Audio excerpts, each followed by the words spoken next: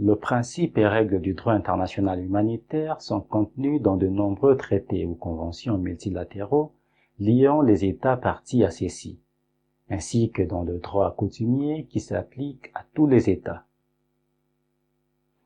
Dans cette vidéo, nous allons voir les traités internationaux comme source du droit international humanitaire. Les traités internationaux sont des accords conclus par écrit entre plusieurs États et régis par le droit international. Ces accords lient les États après signature et ratification. La signature d'un traité international a pour objet essentiellement d'arrêter les textes comme authentiques et définitifs. Elle ne traduit rien d'autre que l'intention des États signataires de faire leur des obligations qui en résultent. La ratification du traité, qui est un acte par lequel un État établit sur le plan international son consentement à être lié par ces traités. Les États s'engagent réellement à respecter le terme. Les États non signataires peuvent devenir parties au traité par voie d'adhésion.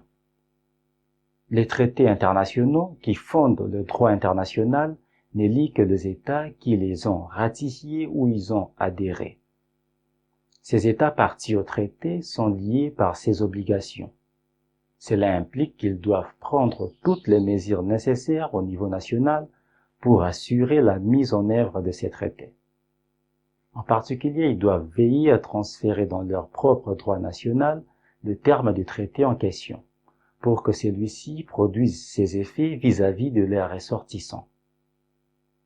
Aujourd'hui, la base substantielle du droit international humanitaire est constituée par les 4 conventions de Genève du 12 août 1949.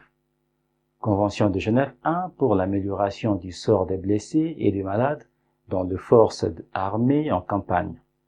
Convention de Genève 2 pour l'amélioration du sort des blessés, des malades et des naufragés des forces armées sur mer.